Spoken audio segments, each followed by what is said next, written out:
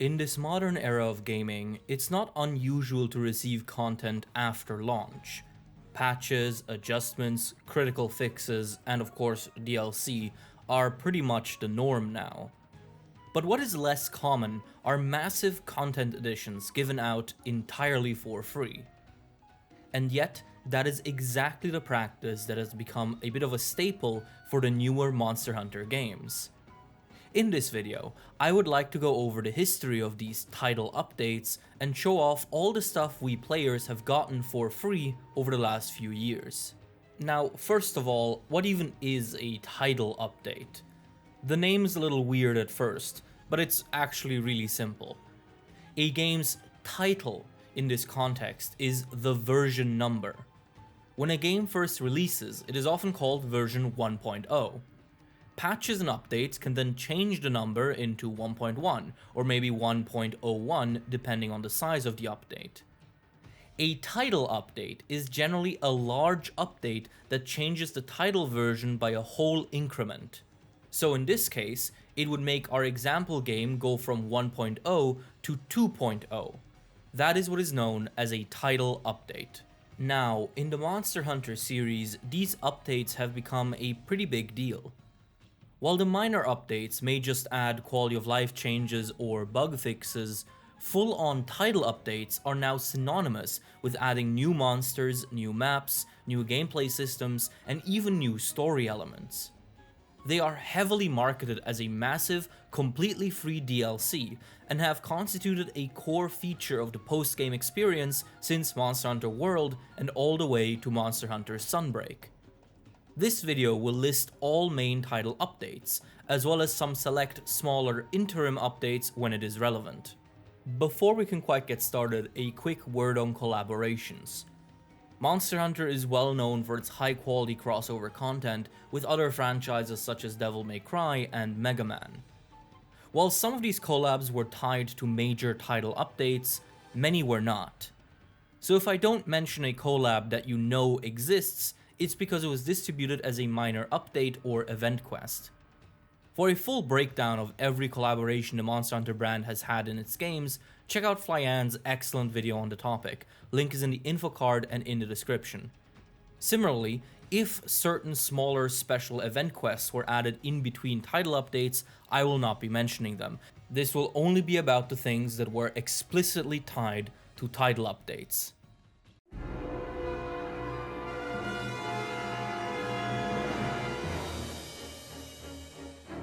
Monster Hunter World's first title update was also the first ever title update of the series, and as such laid much of the groundwork of what we would come to expect from them going forward.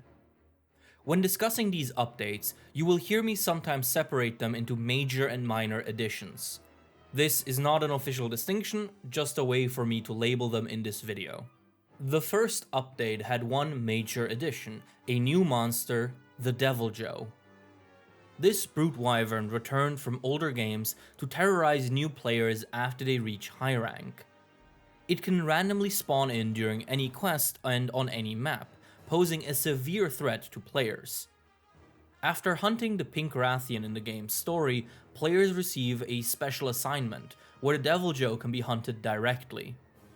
Like most added monsters, it came with 2 unique armor sets and a weapon for every weapon type.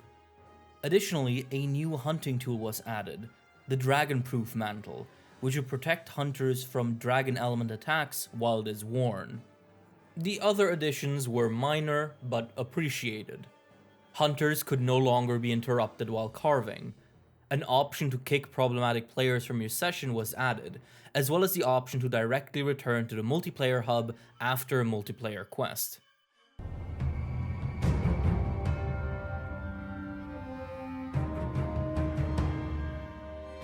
World's second major update brought with it the first entirely new, never-before-seen monster to be added via updates, as well as the first siege added via updates.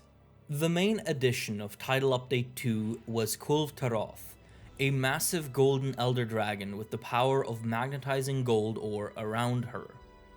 She's fought in a new location, the Caverns of El Dorado, in a unique siege quest.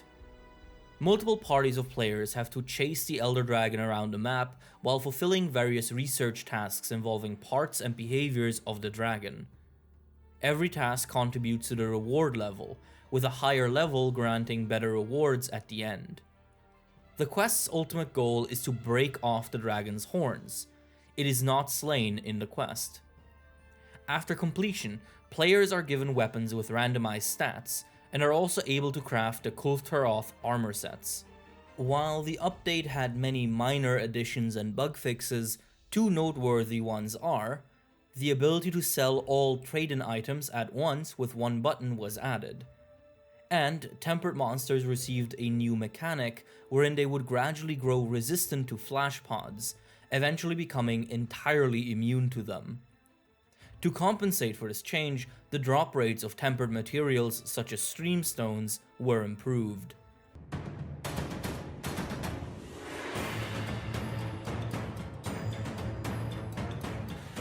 The main addition of Title Update 3 was Lunastra, a blue fire elder dragon and the female companion of Teostra, who was already there in the base game. This monster is unlocked via a series of special assignments. It has a unique behavior in that it can coordinate a special ultimate attack alongside Teostra if they are fought simultaneously. Like most update monsters, she arrived alongside unique armor sets and weapons. Another noteworthy addition was the Temporal Mantle. This hunting tool will cause the hunter to automatically dodge attacks while it is active. Title Update 3 also introduced a new type of monster: Arch-Tempered Elder Dragons.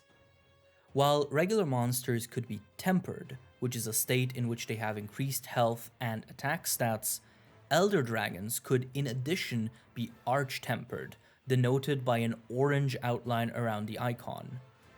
In this state, these Elder Dragons received massively boosted HP and attack stats, as well as certain changes to their patterns and attack AI. They are considered to be the hardest content within the base game of Monster Hunter World. Important to note here is that while they were added with title updates, they weren't actually available right at the start. Rather, they would always cycle in and out with event quests, and usually one would be released and then be the main Arch-Tempered for a while until the next one would come to take its place, and so on and so forth. Here, in Title Update 3, Arch-Tempered state was kicked off with Arch-Tempered Kirin, whose lightning strikes quickly became infamous for how quickly they could one-shot even experienced players. Like all Arch-Tempered monsters, Arch-Tempered Kirin came with its own Gamma armor set, which was a fusion of the Alpha and Beta armor sets that all monsters had. Like all Arch-Tempered monsters, however, Arch-Tempered Kirin did not provide a unique weapon. A short while after Kirin, the next Arch-Tempered monster arrived in the form of Arch-Tempered Valhazak, whose main new gimmick was that his damage over time mechanic with the Effluvium was amped up to 11, requiring the use of Miasma up skills. Like all Arch-Tempered monsters, it too came with its own Gamma armor set.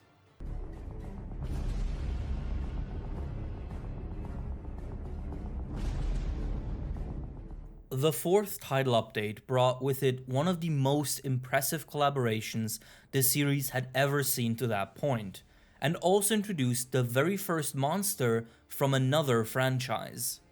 The major addition of this update was the Behemoth, an enemy from the Final Fantasy series that is added to Monster Hunter World as a huntable monster. Its quest is unlocked in a series of assignments which include a giant Kuluyaku holding a crystal. As this was a collab with Final Fantasy XIV specifically, the special quest involving Behemoth was designed around MMO-like aesthetics and mechanics. Damage numbers are presented in the style of FF14, players are aesthetically classified into tanks, DPS, and healers, and the monster employs telegraphed spells and even a party-wide one-shot that has to be evaded with correct positioning. This fight would later also receive an extreme version. Beating the behemoth would allow the player to craft the Drachen layered armor, as well as the Geibolg insect glaive. Additionally, the update added cactuars into the Wildspire Waste map permanently. These small cactus-like creatures also originate from Final Fantasy, and can either be captured as pets or hit to produce a heavy damage multi-directional attack, which can also kill the player if they are unlucky.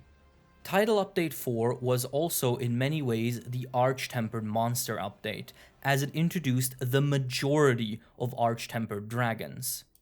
It kicked off with Arch-Tempered Teostra, which, while not having any new moves or behaviors, had its blast and physical damage amped up to such a ridiculous degree that a stun could very quickly lead to an instant death. As always, it came with its very own Gamma armor set. Next was Arch-Tempered Kushala Daora, who, thanks to the gimmick of Arch-Tempered dragons becoming extremely resistant to flash pods really quickly, was, quite frankly, a pain in the ass that would often fly in the air for long periods of time and use nearly invisible tornadoes to corner fuck even the most experienced players. It too came with its own Gamma armor set. The next Arch-Tempered dragon to make an appearance was Arch-Tempered Zora Magdaros, whose siege fight was actually changed quite significantly. Most notably, it now had a big magma ball attack that could two-shot the barrier the player is supposed to protect. It, just as all the other Arch-Tempered monsters, came with its own Gamma armor set. The next Arch-Tempered monster to bring the pain was Arch-Tempered Lunastra, whose two-part supernova that hinges on damage over time was made infuriatingly powerful to the point where she could melt down even the harshest players in mere seconds. As usual, she came with her own Gamma armor set. Sometime later, the final boss of Monster Hunter World received his own Arch-Tempered version, with a special event quest that allowed you to fight Arch-Tempered Xeno'jiva. This was one of the more extensive reworks, as Arch-Tempered Xeno'jiva had numerous new attacks, many of which were one-shots. It, too, came with a Gamma armor set. The final Arch-Tempered monster to be added within the lifetime of Title Update 4 was Arch-Tempered Kulf Taroth, which has the dubious honor of being the only Arch-Tempered monster that has entirely replaced its base version, at least in high rank. Its fight was made quite a bit harder, with her boasting numerous new attacks. She even got a new theme for her fight. Like all Arch-Tempered monsters, she too boasted her own Gamma armor set. A minor addition worth mentioning is that the option to skip cutscenes was theoretically added in this update. However, this only applied to siege cutscenes like those that play before Behemoth, not to story cutscenes, unfortunately.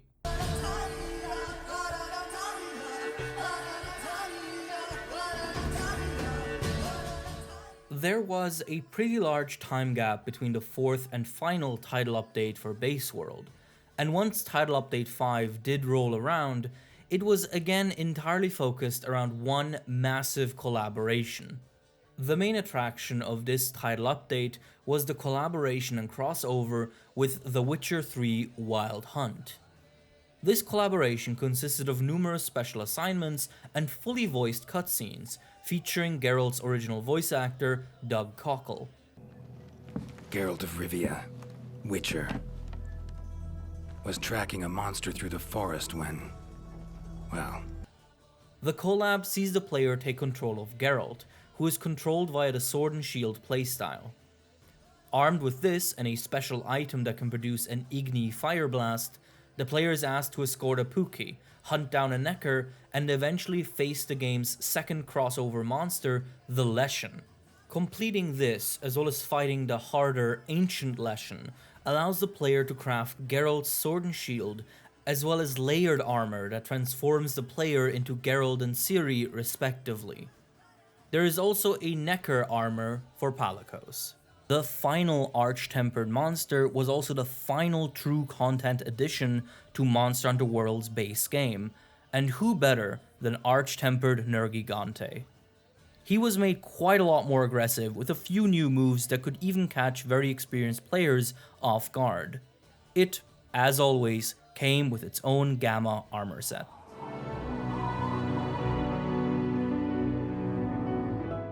With the release of Iceborne, Monster Hunter World's first and only massive paid expansion DLC, the game version was updated all the way to version 10.00. All subsequent title updates only apply to players who have purchased the Iceborne expansion.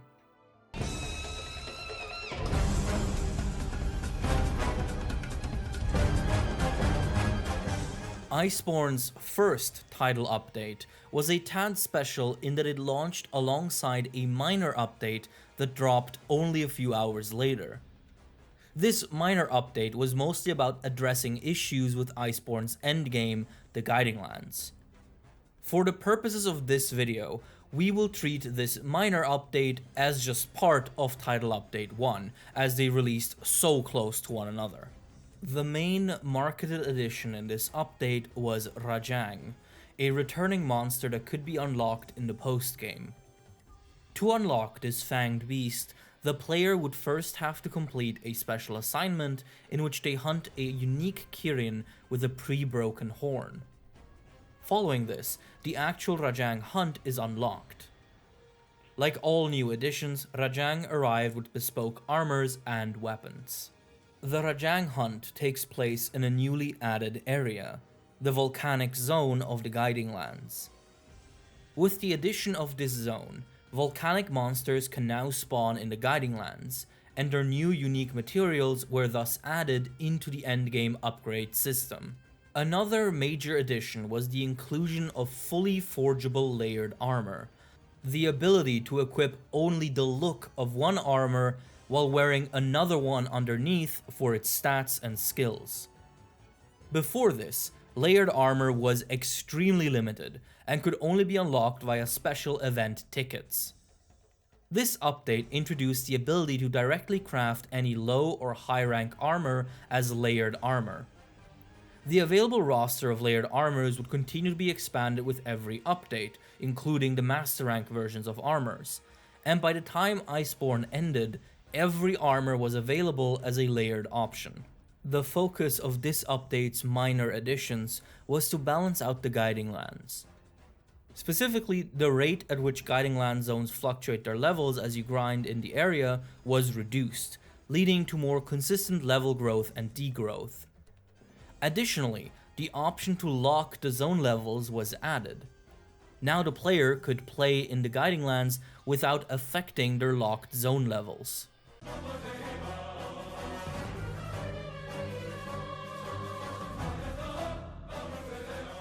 Iceborne's second title update introduced something entirely new to the title update concept.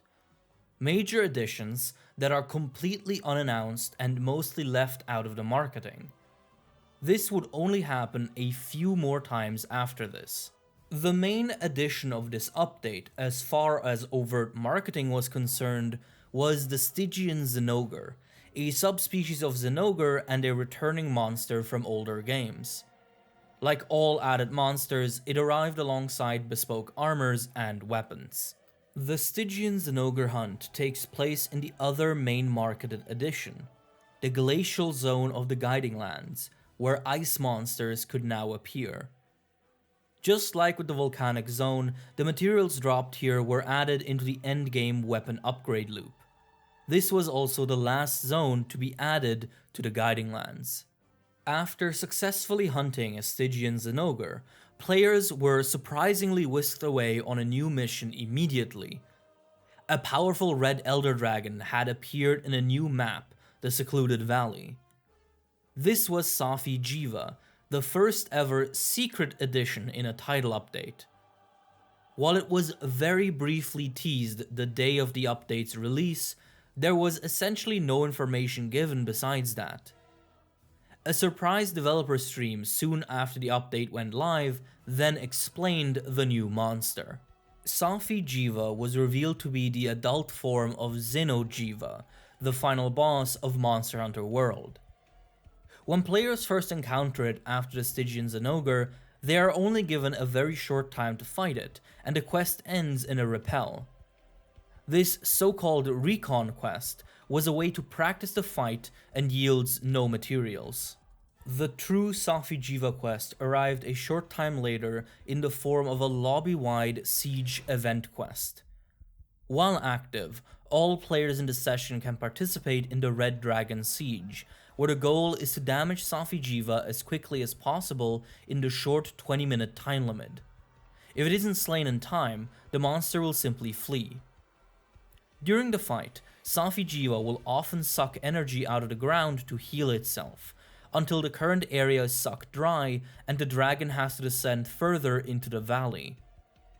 Through multiple parties damaging Safi Jiva and forcing it to suck energy from the environment, the shared energy pool of the lobby can be reduced. As it is lowered, Safi Jiva will retreat further down faster and faster, until it eventually descends so quickly to the lowest level that killing it in 20 minutes becomes possible. This quest initially only scaled to full multiplayer hunts, and it usually took a few runs before the energy was depleted enough to allow for a slay. Players had to be particularly careful not to get caught in the Sapphire of the Emperor, a one-shot attack that instantly kills all players if they don't hide behind boulders in time. If Safi Jiva was flinched at the wrong time, or party damage was consistently too low, it would sometimes begin spamming this attack without creating the protective boulders, essentially forcing the quest to end in failure. This was rare, but annoying. Like all added monsters, Safi Jiva arrived with its own armor sets and weapons. Safi weapons were special in that they were once again randomized in what element or ailment they could have. When claiming a reward for the siege, you would be guaranteed to receive at least one weapon of the weapon type you had equipped at the time. Safi weapons brought with them the new Weapon Awakening system, an upgrade mechanic unique to Safi Jiva. By infusing a Safi weapon with Dracolites dropped by Safi Jiva, the player could select one of 5 randomized power-ups for their weapon. The player could however also refuse to choose any of them, and simply roll again at the cost of more Dracolite. This increased the Dracolite charge of the weapon and increased the odds that a rare power-up would be offered. Abilities also came in various ranks, and choosing the same power-up more than once simply upgraded the existing one. Choosing any power-up would reset the charge. As more power-ups were applied, the Safi Jiva weapons would even begin changing in appearance. On the side of minor additions, Ruiner Nergigante could now spawn in his tempered form in the Guiding Lands at higher levels. The monster had previously been unavailable as a tempered version. The option to meld certain Guiding Land materials at the Elder Melder was also added, and subsequent updates will continue to expand the offering of possible items.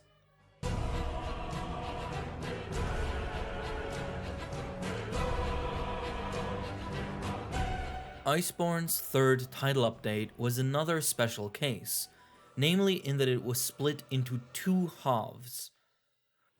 The reason for this was never announced officially, but considering that March 2020 marked the beginning of the highly disruptive global COVID-19 pandemic, it doesn't take a massive leap in logic to presume that this global event might have played a part in it.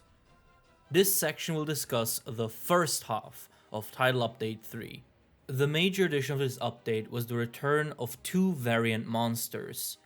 Raging Brachydios, a variant of Brachydios that is more explosive than the regular version, and Furious Rajang, a tailless Rajang variant that is much more violent and always in its charged up state. Both of these monsters could be fought in special assignments.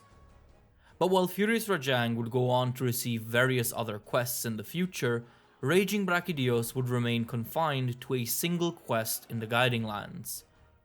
That is likely due to its fight having a heavily scripted final phase that necessitates a certain area in the Guiding Lands.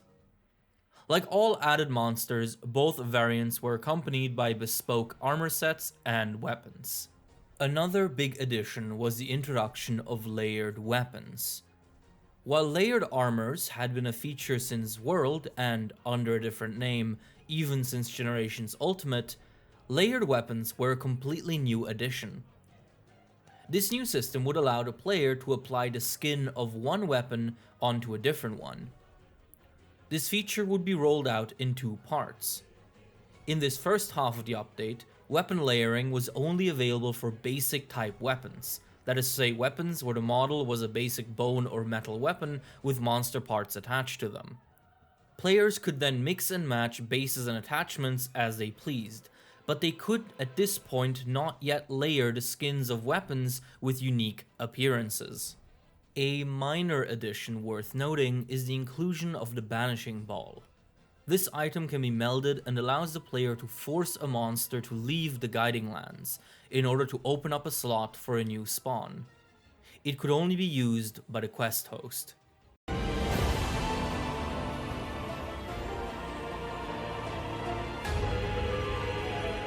Exactly 1 month after Title Update 3's initial release, the second half of the update arrived. It brought no entirely new monsters with it. The biggest addition here is the return of Kulv Taroth, with the introduction of the Master Rank event quest featuring the Golden Dragon. This time, the quest is indeed about slaying her for good. Skipping the chase part of the siege, the quest takes place in the caverns of El Dorado once again, and has the players push Kulv Taroth across 3 separate zones before she is slain. While the quest appears to have the regular 50-minute timer, it actually ran on an invisible, much harsher time limit. Every zone has a threshold time, at which point Kulv Taroth will flee and cause the quest to fail instantly. Adding them all up, the actual time limit is around 18 minutes, as that is when Kulv will flee the final area. Like all added monsters, Kulv Taroth brought with it Master Rank versions of her armor. Her materials could also be used to upgrade the weapons received in high rank to Master Rank, or to generate randomized Master Rank Kulv weapons at the Melder. Another addition was Arch-Tempered Namiel. Arch-Tempered was a special powered-up state reserved for Elder Dragons, which gave them new movesets and buffed stats. Despite these changes, Arch-Tempered Dragons are not considered unique monsters by the game, as they do not receive their own Hunter's Notes entry and data slot. While various Arch-Tempered Dragons had been introduced in high rank, Namiel was the first Arch-Tempered monster to be directly attached to a major title update. Like all Arch-Tempered monsters, defeating it unlocked the monster's Gamma armor set, a hybrid of the Alpha and Beta sets all monsters had. The layered weapon system was also finally completed.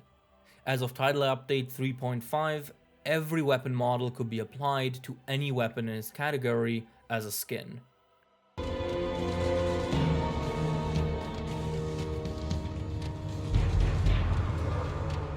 Title Update 4 left a significant mark on the game for various reasons. For one, it was the first update that was officially announced to have been delayed due to COVID, and this would begin a long streak of content affected by the pandemic. But also, Title Update 4 included maybe the single most controversial addition these games had ever seen up to that point. The core content addition of this update was the return of Alatreon, a black elder dragon that had previously served as a secret unlockable endgame boss of Monster Hunter 3. Its elemental instability makes it extremely dangerous and gives it the ability to use every element there is. For its iteration in Iceborne, the fight was changed significantly. This Alatreon will perform an arena-wide ultimate attack in timed intervals. By default, this attack, called Eschaton Judgment, will kill every player in the quest almost instantly. However, by damaging Alatreon with the element he is currently weak to, his abilities can be weakened, which severely decreases the power of this ultimate move the next time it is performed. A weakened Eschaton Judgment can be out-healed. This is complicated by the fact that Alatreon changes elements throughout the fight, switching between ice and fire mode, and as such, also changing its elemental weaknesses. This can in turn be countered by breaking the dragon's horns, which can force it to remain in its current elemental state for a maximum of 2 times. This flow of elemental damage and horn management created a highly technical encounter that asks significant systemic knowledge from the player. This was quite an unpopular decision at the time, as many felt that it contradicted the freedom of playstyles that the game had been fostering prior. Over the last 3 years, however, Alatreon seems to have grown in popularity somewhat. Like all added monsters, Alatreon 2 brought with it armor sets and weapons. Another new addition was Frostfang Barioth, a variant of Barioth with more sophisticated control over ice. Its inclusion was unique in a few ways. For one, while it was technically added into the game code on July 9th alongside Alatreon, it was actually entirely unavailable to hunt initially. It was first made accessible to players in a single event quest on August 7th, almost a month after the update. Moreover, this singular event quest featured a tempered Frostfang Barioth. The regular version would remain unavailable until another event quest was added sometime later. He also came with armor sets and weapons, as usual. One minor addition worth noting is that Guiding Land lures were now available for melding. This significantly cut down on grinding in the endgame, as summoning a desired monster was now a much easier process if you had the resources.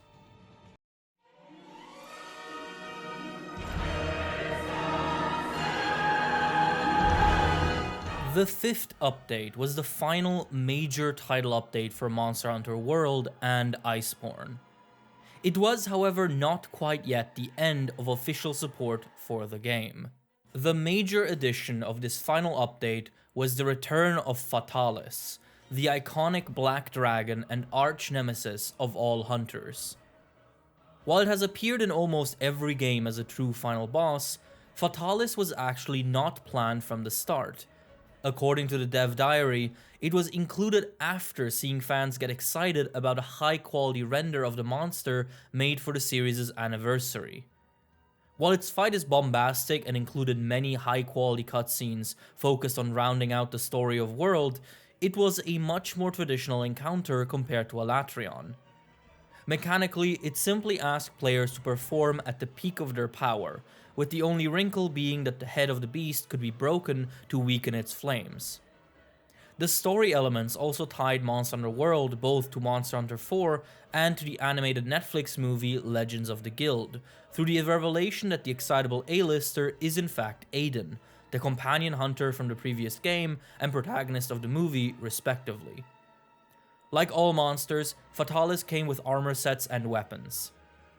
Fatalis armor is worth noting for being so absurdly powerful that it made every single other armor in the game obsolete.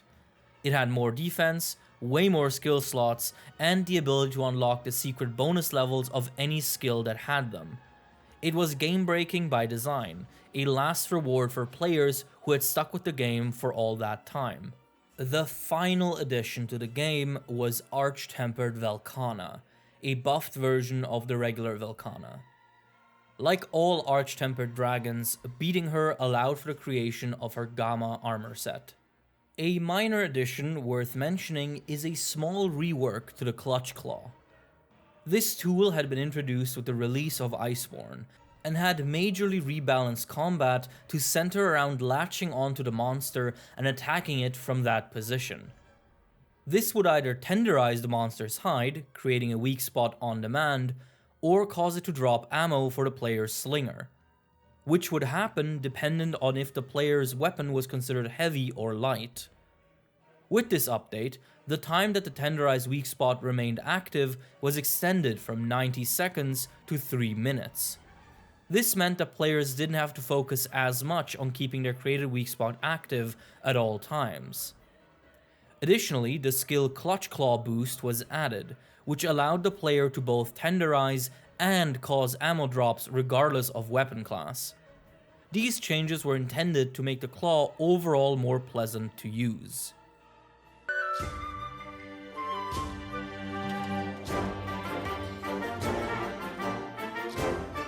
The true end of Monster Hunter World came in the form of one minor update, focused on rebalancing the game for offline play, as well as introducing one last, fairly short-lived collaboration. The only actual addition of this update was the collaboration with the live-action Monster Hunter movie. In this special series of quests, the player could play as Mila Jovovich from the movie, hunting down an oversized Diablos and Rathalos to earn a Mila Jovovich skin. This collaboration is no longer active, as a licensing dispute over using Jovovich's likeness led to this content being made permanently unavailable to anyone who hadn't already done it. Closing off the game, Safijiwa was given the ability to scale down to parties of 1 or 2 players, meaning that the siege was now doable even without a full hunting group. Finally, all seasonal event tickets that were tied to timed server events were made meldable at the Elder Melder. Only 3 months after World had ended, Monster Hunter Rise was released, initially exclusive to the Nintendo Switch. It would however be ported to every major console in the 2.5 years of its active service. Rise was partially developed during the COVID pandemic, and as such, had much of its content affected by this drastic disruption. Nowhere is this clearer than in its title updates. While we have not and will never get any confirmation regarding this, it is pretty easy to see that Rise launched in an unfinished state. The Hunter rank level, one of the main numerical descriptors of progress and something that has been included in every game, remains locked even when the original base game's final boss is beaten, and various endgame features such as layered armors and advanced quests from previous games were entirely missing at launch. Moreover, players generally felt that the game ended very abruptly, with the story ending on a blatant cliffhanger, a first for the series. This impression was solidified when the title updates began adding in all these things, even including the actual proper ending of the game's story mode. As such, Base Rise's title updates center more on introducing content that was likely planned to be in at release already, at least partially. This is even reflected in the naming. They are not actually called title updates, but patch version updates. We will still look at them as title updates, however, because that's what they ultimately are.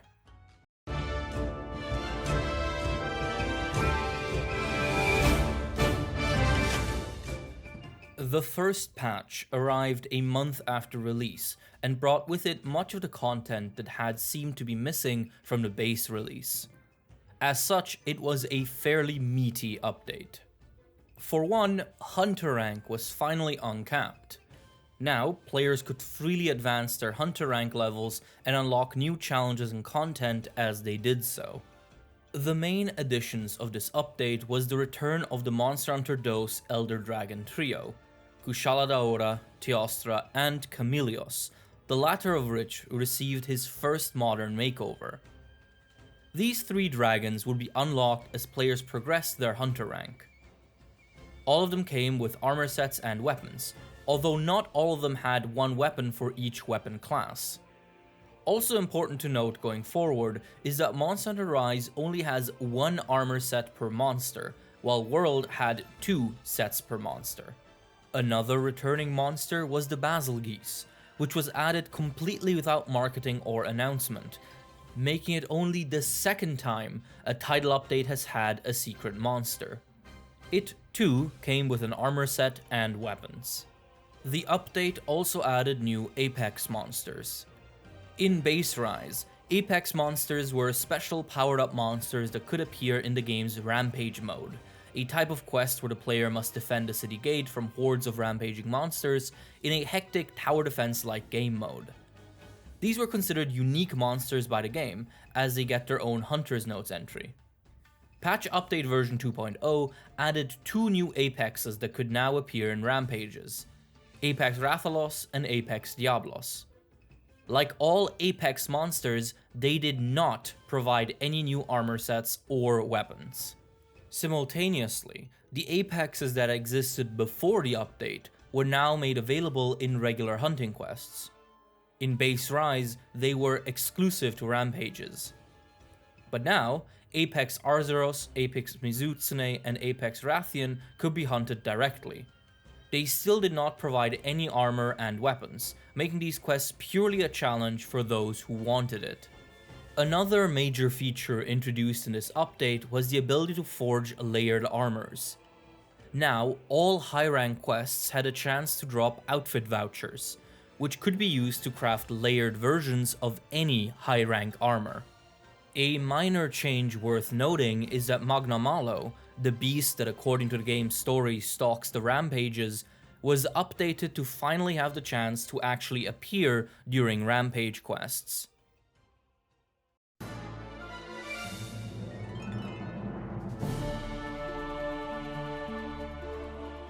Rise's second title update was also the last major content update for the base release. It focused on finishing up the base game, introducing the last few monsters, as well as finally including the true ending of the game's story mode. The core feature of this update was the conclusion of Rise's story. Curiously, while the ending was marketed, the actual final boss itself was left a mystery. The final fight, which is unlocked at Hunter rank 50, sees the player battle an Ibushi before it is killed and absorbed by its mate, turning her into Narwa the All-Mother. During the fight, a monster will invade and aid the player by becoming rideable. The first time it will be Magna Malo, while on subsequent times it can be either him, Kushala Daora, or Teostra. The All-Mother does not give any unique armor, but her parts can be used to upgrade the regular Narwa and Ibushi armors into much more effective versions. The other main addition in this update was Crimson Glow Valstrax, a variant of Valstrax. It is one of the very few cases where a variant appears in a game in which the regular version does not. He's unlocked at Hunter rank 100, and is the final unlockable monster prior to the DLC. Like many monsters, Crimson Glow Valstrax brought with it an armor set and weapons.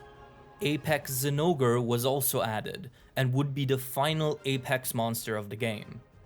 It could appear both in rampages and regular quests. Like all Apex monsters, it too had no armor sets or weapons that could be crafted from its materials. Apex Rathalos and Apex Diablos were both given regular quests, thus making all Apex monsters available outside of Rampage mode. The advanced quest type from previous games was added and expanded into Rise with this update.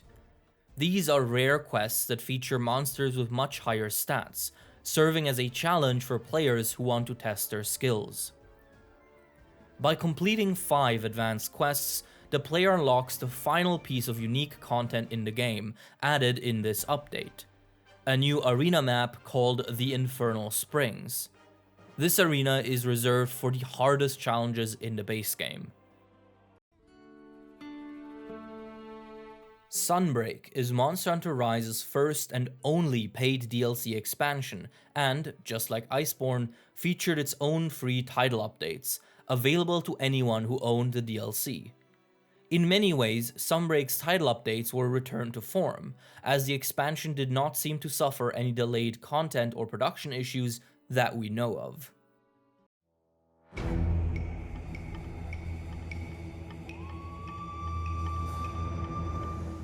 Sunbreak's first title update kicked things off with a loud, meaty content expansion that added new monsters, new upgrade options, and even an entirely new gameplay loop. The first new addition players encountered after updating the game was Seething Basilgeuse, a variant of Basilgeuse that had been introduced in Iceborne. Like all new monsters in Sunbreak, it arrived alongside an armor set and weapons. A new arena map was added, the Forlorn Arena, a remake of the Tower 3 map that had periodically appeared in the series since Monster Hunter Freedom Unite. Many powerful monsters, as well as many of the title update monsters, are fought here. The Metal Wraths were added, Gold Rathian and Silver Rathalos, rare species of Rathian and Rathalos respectively. A staple of the series, they both received a considerable rework to their attacks and behaviors, including a new iteration of the incandescent mode introduced to them in Iceborne. As usual, they also featured their own armor sets and weapons. It's also important to note that going forward, almost all title update monsters will come with a completely unique armor skill that was at least initially only available on their armor. The last new monster introduced in this update was the Lucent Nargacuga, a rare species of Nargacuga that had not appeared in a game since 2011's Monster Hunter 3 Ultimate. It was fought at night in the Forlorn Arena, and as usual included a new armor set and weapons and unique armor skill. The biggest new addition was the Anomaly Investigation system.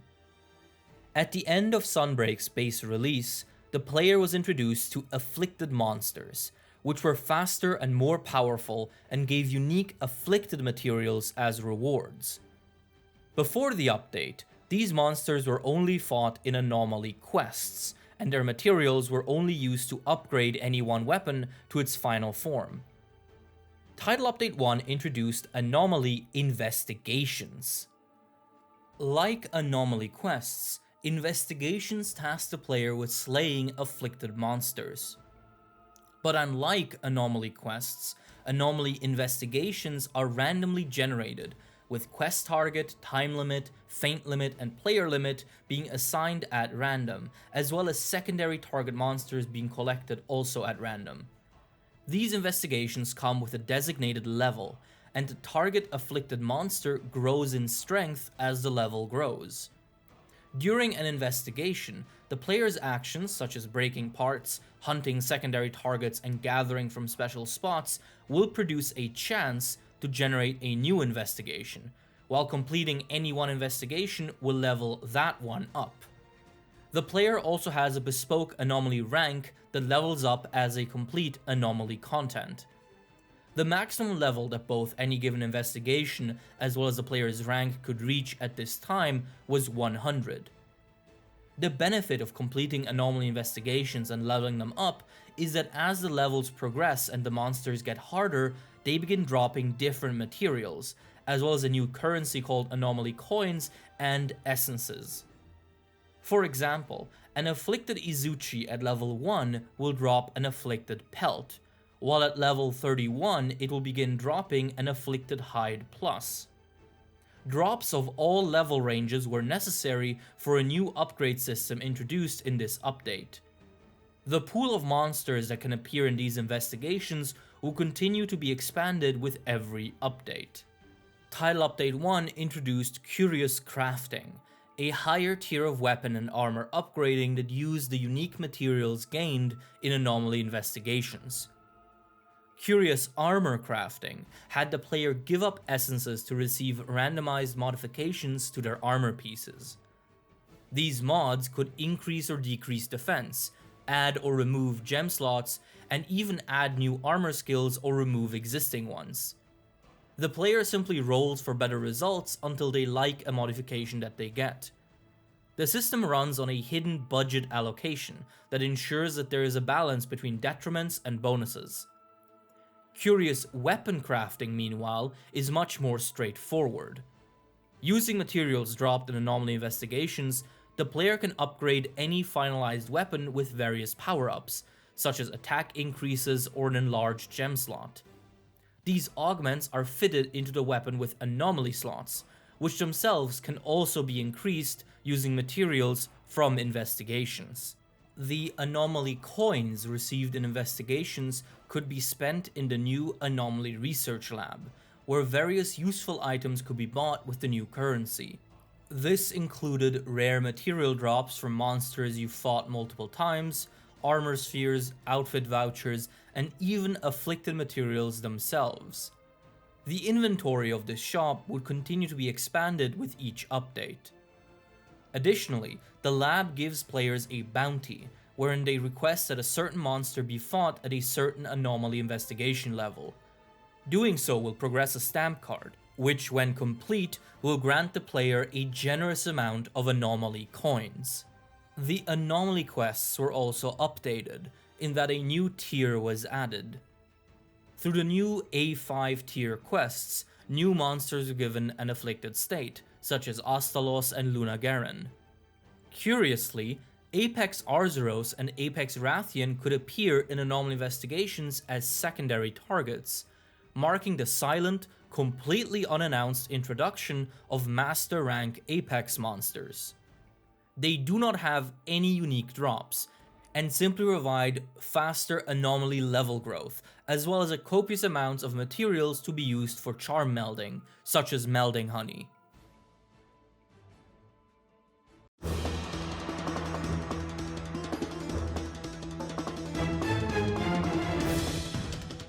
Sunbreak's second title update was smaller than the first, and focused on building onto the new systems and game loops introduced in Title Update 1. One of the major new additions was the Flaming Espinas, a subspecies of Espinas that had previously only appeared in Monster Hunter Frontier. It was the first time the monster received an official English name.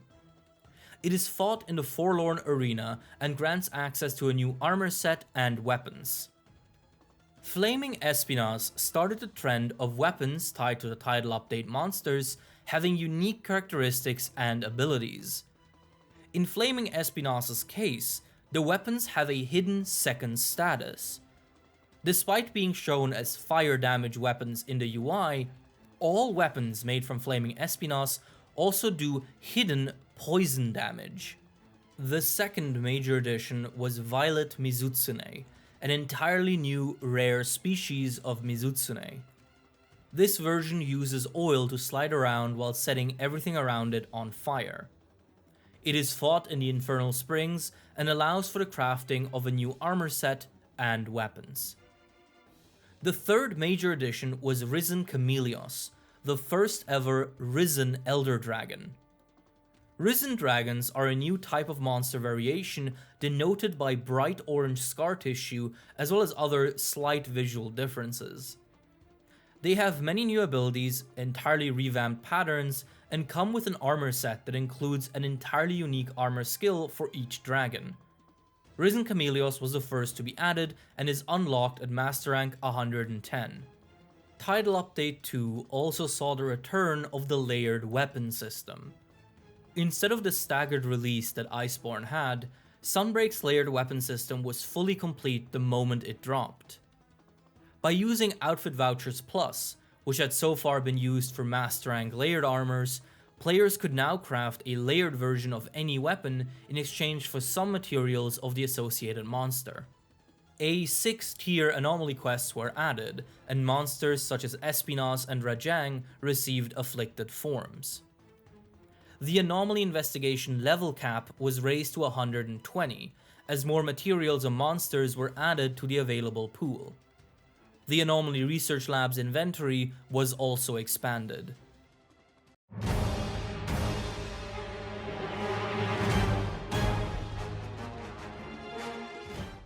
The third title update for Sunbreak was another lighter edition, focusing on fleshing out existing gameplay systems. The main new addition was the appearance of Chaotic Gore Magala, a variant of Gore Magala. It comes with armor and weapons, and its weapons have a unique quirk. Chaotic Gore Magala weapons have both positive and negative critical hit chance, with the negative affinity being made positive while the hunter is afflicted with the Frenzy Virus state. The roster of Risen Elder Dragons was expanded with two new additions: Risen Kushala Daora and Risen Teostra. Risen Kushala Daora is unlocked at Master Rank 120, while Risen Teostra appears at 140. Both arrived with a unique armor set and armor skill each. A core feature of this update was the expansion of the follower system. Previously, players could recruit NPC hunters called followers to their party and bring them along. This was, however, extremely limited and only allowed for followers to join in on a handful of specific quests. Title Update 3 remedied that, allowing hunters to bring followers along on any non-event Master Rank quest. Additionally, new options to tweak the AI behavior of these NPCs were added. A7 tier anomaly quests were also added, and monsters such as Scorned Magnamalo and Seething Basilgeuse received afflicted forms. The anomaly investigation level cap was raised to 200, as more materials and monsters were added to the available pool. Apex Mizutsune and Apex Rathalos could now also appear as secondary targets. The Anomaly Research Lab's inventory was also expanded. Curious crafting was expanded. Now, curious armor crafting can be done specifically to randomize either only the stats of the armor via the focus option or only the skills of the armor via the skills option. As for weapon crafting, more anomaly slots were now unlockable, and gun lances could now purchase an upgrade that would increase the weapon's shelling level, an extremely highly requested change by gun lance mains.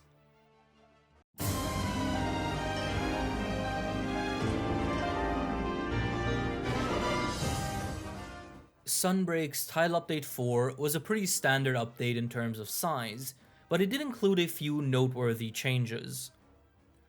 The main advertised addition was Velkhana, who had previously been the flagship monster of Iceborne. Like all new monsters, she came with an armor set and weapons.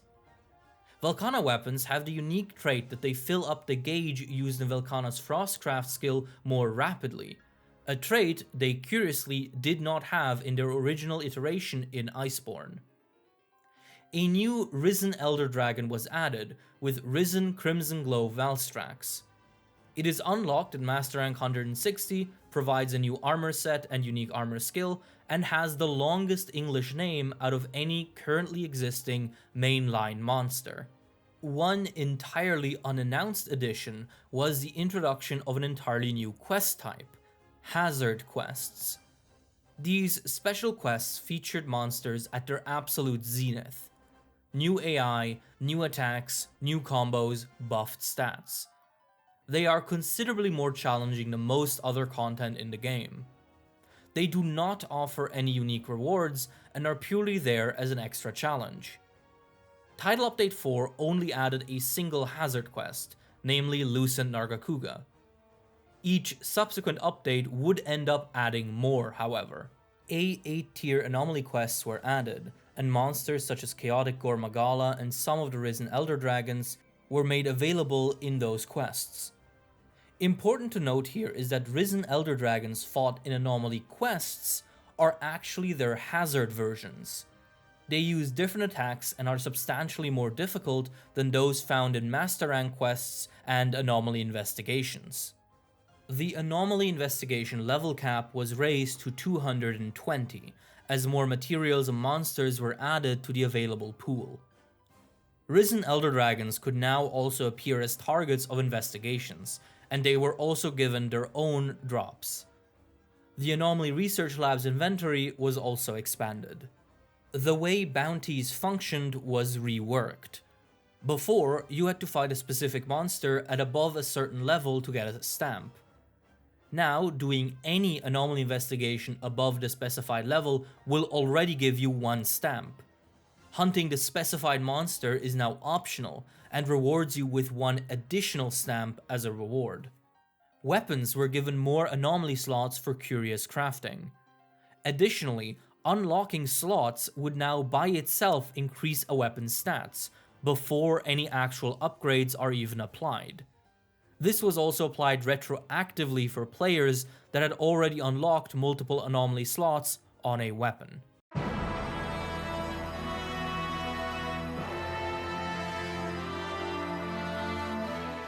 The fifth title update for Sunbreak was the final full update for the game.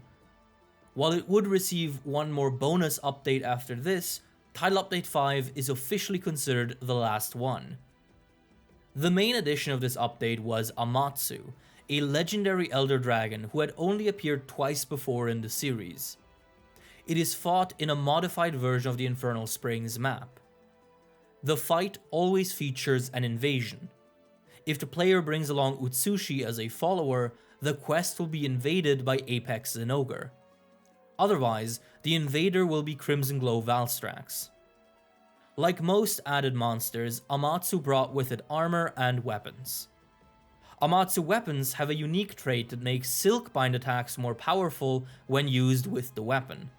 The other main monster addition was Risen Shagaru Magala, the final Risen Elder Dragon. It is unlocked at Master Rank 180 and provides a unique armor set and unique armor skill. It is also the last unlock that is tied to Master Rank. The Anomaly Investigation system is considered complete with this update. The final maximum level for investigations is 300. As of Title Update 5, every monster can appear in investigations except Ibushi, Narwa, All-Mother Narwa, Geismagorm, Amatsu, and Violet Mizutsune. Of the monsters that can appear, all of them can spawn as primary targets except Lucent Nargacuga, Malzeno, and Velkhana. Investigations can now take place on any map, including any of the 3 regular arena maps. Around this time, a hidden boost was added to Anomaly Investigations that sped up the player's level growth until level 220. A new wrinkle introduced in this update is that after level 250, investigations begin spawning the hazard versions of monsters, giving players making their way to maximum level a tough challenge. After clearing a level 300 investigations, it will then be available as a special investigation. Special investigations are intended to be the hardest content in Sunbreak, featuring the target monster at a buffed hazard level of power wherein new moves and patterns combine with increased stats to make even low-level critters into significant threats. Successfully defeating a monster's special investigation does not give any unique rewards, but instead adds a special badge to the monster's hunter's notes and the player's guild card. Special investigations thus serve as the true endgame challenge, wherein the player is truly tasked with facing impossible odds. 9-tier anomaly quests were added, including Risen Crimson Glow Valstrax and Risen Shagaru Magala. It is the final tier of anomaly quests. A new type of melding was added, Curious Melding, which used afflicted parts to produce talismans of exceptional power. These charms could easily include entirely maxed out armor skills, quickly making all other melding options obsolete.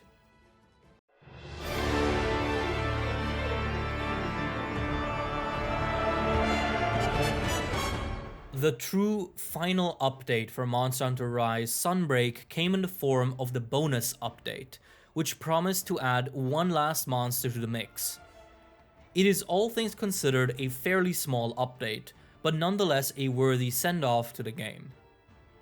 The main and only addition of this update is Primordial Malzeno, a variant of Sunbreak's flagship monster, Malzeno. It is the monster's original form, before it was infected by the blood-sucking Curio. The first time this quest is completed, the monster isn't slain. Instead, it retreats and is aided by the player in freeing itself from the affliction. On subsequent hunts, however, the monster is slain as usual. Primordial Malzeno brings with it an armor set as well as weapons with a unique trait. Primordial Malzeno weapons increase health recovery when using skills that recover health through attacking. Very rarely, Primordial Malzeno can appear as a secondary target in anomaly investigations.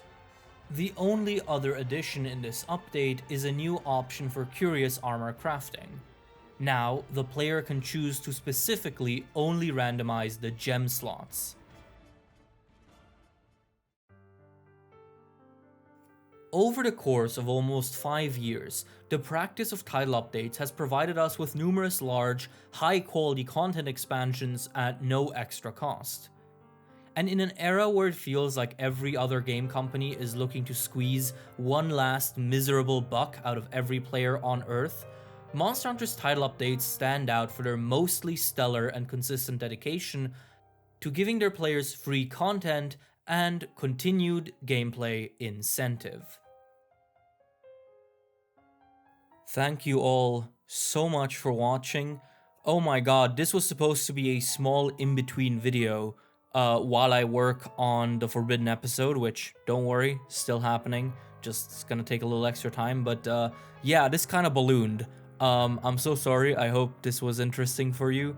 And a very special thank you to all of our lovely patrons, including Fiction Ape, Anthony the Hedgehog, Arcturian 711, Big Pidge, Claire Miboon, Danilo Villavicencio, Dissy, Emperor Evie, Geo, Hubble Mirror 123, Jameson Tate, Magenta, Kane Eddy, Makot02, Mr. Pyramid, Mr. Meander, Mr. Chef, Orbital, Pide Fuego, Peroscoco, Person 212, Project Iceman, Rambling Robin, Russell, Sir Newt, Terrador, Oakwood Tree, Iron Camel,